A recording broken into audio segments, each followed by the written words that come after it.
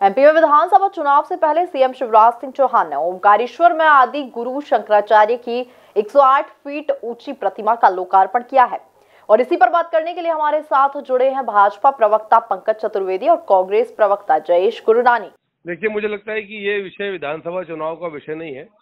हम सब जानते हैं कि बाल काल से आदि गुरु शंकराचार्य जी केरल से ओमकारेश्वर आए, जहां उनको ओमकार पर्वत पर गुरु ज्ञान प्राप्त हुआ और यहाँ से उन्होंने जो सनातन धर्म की पताका थी पूरे भारत में लहराई, चारों पीठ की स्थापना करी, जहां हमारे आज 4 शंकराचार्य विराजमान है वर्तमान में।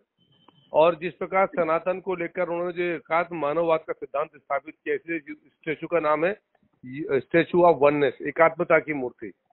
और उन्होंने जो द्वैत अद्वैत का अंतर था, जो भ्रम था, उसको उन्होंने दूर किया। तो मुझे ऐसा लगता है कि ये विषय राजनीतिक नहीं है, चुनावी नहीं है, ये विषय सामाजिक और सांस्कृतिक है।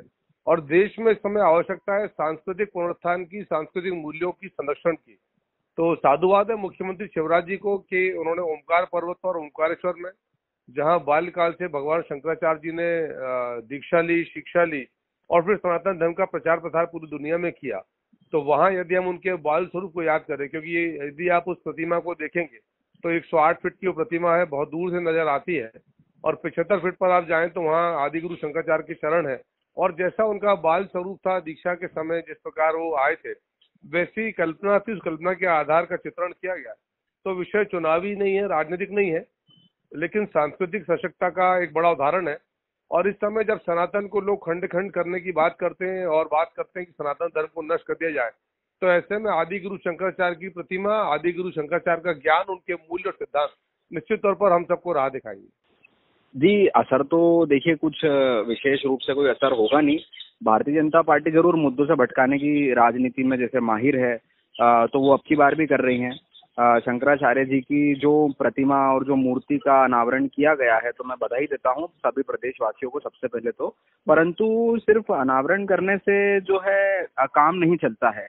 शंकराचार्य जी के जो गुण हैं, शंकराचार्य जी के जो आदेश है, शंकराचार्य जी के जो निर्देश और शंकराचार्य जी की जो सीख है, उसे भी अपनाना पड़ेगा, तब जाकर किसी प्रदेश का विकास संभव है।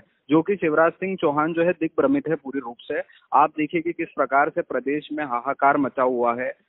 जो छात्र हैं वह रोजगार की मांग कर रहे हैं, नौकरियों की मांग कर रहे हैं। जो महिलाएं हैं, महिलाओं के विरुद्ध अपराध इस प्रकार से बढ़ गया है, परंतु उस पर भारतीय जनता पार्टी पूर्ण रूप से मौन है। भारतीय जनता पार्टी जो है इसी मूर्ति की आड़ में, स्टैचू की आड़ में जो है चुनाव लड़ना चाहती है और जीतना चाहती है। परंतु मैं समझता हूँ कि मध्य प्रदेश की जनता जो है बहुत समझदार है, वो इन प्रकार के ढकोसलों में नहीं आएगी।